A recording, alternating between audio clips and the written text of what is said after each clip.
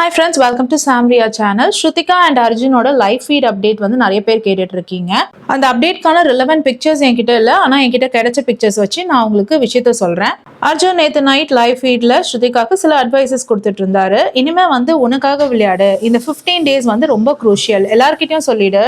இனிமே நான் யாருக்காகவும் விளையாட போறது இல்லை, நான் எனக்காக மட்டும்தான் விளையாட போறேன், நான் ட்ராஃபிக்காக விளையாட போறேன், நான் யாரையும் சப்போர்ட் பண்ண போறது இல்லைன்னு கிளியரா சொல்லிடு. உன்னை வந்து எனக்கு ஃப்ரெண்டா பிடிக்கும், ஆனா கேம்னு வரும்பொழுது நான் எனக்காக தான் விளையாடுவேன், கிளியரா சொல்லிடு அப்படின்னு ஸ்ருதிகாக அர்ஜுன் ஒரு நல்ல அட்வைஸ் கொடுத்துட்டு இருக்காரு.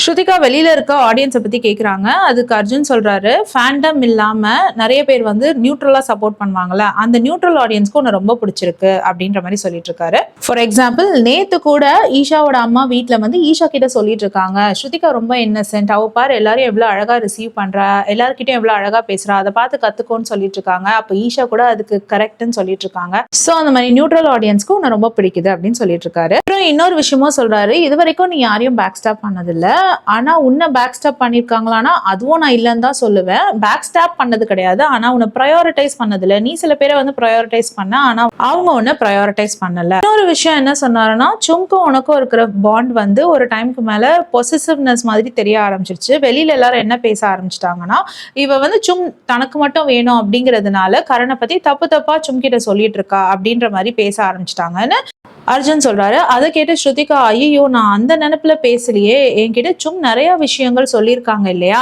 அதாவது ஷோ ஸ்டார்டிங்ல கரண் அண்ட் சும் ஓட ரிலேஷன்ஷிப் இப்படி போறது வந்து தப்பா வெளியில ப்ரொஜெக்ட் ஆகுதே அப்படின்ற மாதிரி ரொம்ப ஃபீல் பண்ணி பேசியிருக்காங்க. ஸோ அந்த நேம் வந்துடக்கூடாதுன்றதுக்காக தான் நான் அவங்களுக்கு ஹெல்ப் பண்ண ட்ரை பண்ணேன்.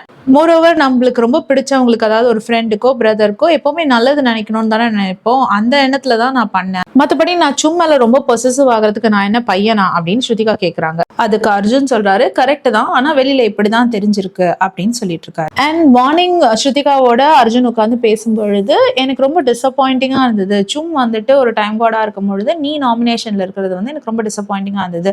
நீ வந்து டைம் கார்டா இருக்கும் போது நீ என்ஷோர் பண்ண சும் வந்து நாமினேஷன்ல இருக்கக்கூடாதுன்னு சொல்லிட்டு, ஆனா சும் அதை உனக்கு பண்ணலன்னு சொல்லும் போது ஸ்ருதிகா வந்து சும்க்கு ப்ரையாரிட்டி வேறையா இருந்திருக்கலாம், எனக்கு ஃப்ரெண்ட்ஷிப்குள்ள எந்த ஒரு எக்ஸ்பெக்டேஷனுமே கிடையாது, ஸோ சும் கிட்ட நான் எக்ஸ்பெக்ட் பண்ணல. அண்ட் மோர் ஓவர் வெளியிலயுமே வந்து நான் மற்றவங்களுக்கு கொடுப்பேனே தவிர மற்றவங்க கிட்ட இருந்து வாங்க மாட்டேன். ஒரு ஹெல்ப் அடுத்தவங்க கிட்ட இருந்து வாங்குறதுன்றது ரொம்ப ஹெவியான விஷயம், ஒருத்தவங்களுக்கு வந்து ஒரு விஷயம் கொடுக்கறதுன்றது வந்து ரொம்ப லைட்டான விஷயம். ஸோ எனக்கு வந்து அந்த மாதிரி லைட்டா இருக்க தான் பிடிக்கும், ஹெவியா இருக்க வேணாம் அப்படின்ற மாதிரி ஸ்ருதிகா சொல்றாங்க. இதுதான் லைஃப் ஃபீல்ட்ல நடந்த சில விஷயங்கள். இந்த வீடியோ உங்களுக்கு பிடிச்சதுன்னா please like, share and subscribe. வேற ஒரு வீடியோல திரும்பி மீட் பண்ணலாமா? Till then it's bye from Jamima. Take care.